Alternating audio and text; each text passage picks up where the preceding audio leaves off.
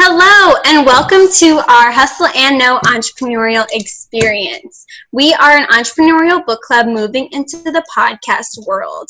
Today we're going to be filming our confessional follow-up, as last week we discussed the Five Dysfunctions of a Team by Patrick Lencioni.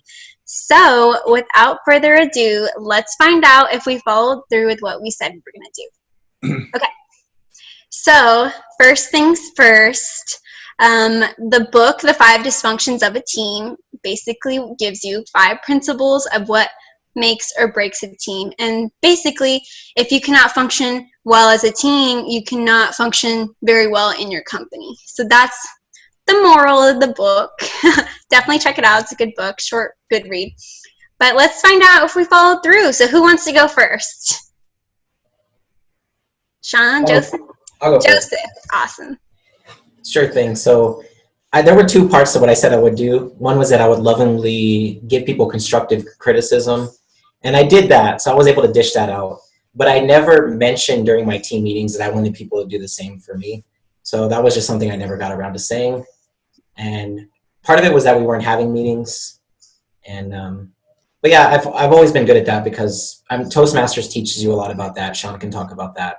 When it teaches you how to give people criticism without hurting their feelings or putting them down, but really doing it in a way where it will make them get better because they're seeing like maybe they didn't notice they were doing something and it brings it to their attention so they can get better. So I did that, but I didn't welcome the same for myself. So yeah. Okay, so you're still working on it then. Yeah. Takes time, progress. Progress is better than no progress. Some is better than none. Yeah. Okay, Shawn, you want to go next? Mine's really a journey. There wasn't something I could check the box on. It's really the people element.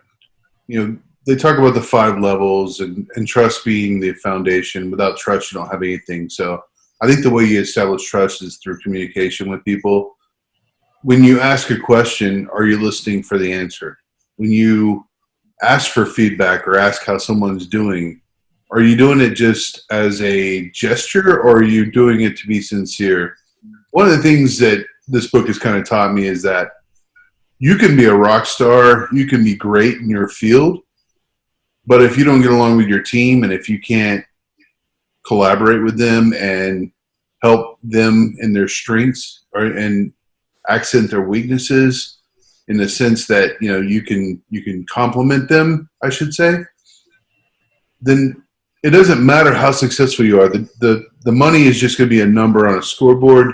At the end of the day, it's the human touch. It's the human relationship. So what I've taken away from this book is we're going to be successful as a team, like right here. We're going to be successful in a team at work or in a business that I build. But I think it's more important to establish those personal relationships to help people become the best they can be. And to be able to communicate and give that feedback, like Joseph was talking about earlier. Toastmasters is a great organization for that. It's one thing that we don't do very well in life in general with most folks is give that feedback. And people say constructive feedback, but I mean just feedback in general. People do a lot of things, they perform in lots of different ways, and they never know if they've succeeded unless something comes to them monetarily. And we should do away with that. We should cut the feedback loop in half and come back and say, hey, I really appreciate what you said. Here's what I took away from it, and here's how it's going to be, you know, impact me going forward. But we're all too cool. We're all too going on to the next thing or thinking about what we're going to say in the next paragraph to care about nurturing that relationship. So I don't know that I was able to necessarily check this off. I think it's something I want to continue to work on. I think it's a life journey sort of deal. So you can put me down in the definitely interested in improving category, Julie. Awesome. Still, the fact that you consciously know that you're working on it, that's what matters the most. And awesome. Thank you. Okay, so mine was what's called, I said I was going to do cascading messages. So basically, after a meeting, the team will review the key discussions made during the meeting that you agreed upon, and then repeat it afterwards and confirm everybody understood it correctly, because a lot of times people can interpret things different ways. So I said I was going to start doing that after meetings, and I did.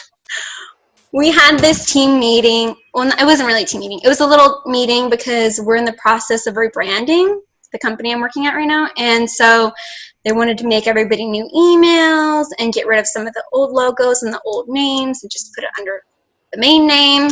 And so the president was like, I'll be sending out an email, everybody, saying this is what direction we're going. And Julie, could you guys like make the emails and do whatever little things need to get done? And so I clarified and I said, okay. At the end of it, I was like, okay, so for now we can only do step 1. I will start making the emails. You're going to send out the email next week telling everybody, notifying them that I'm going to make the new emails, and then I will work on that. And everybody's like, yes. So that's what we did. I did it. Okay.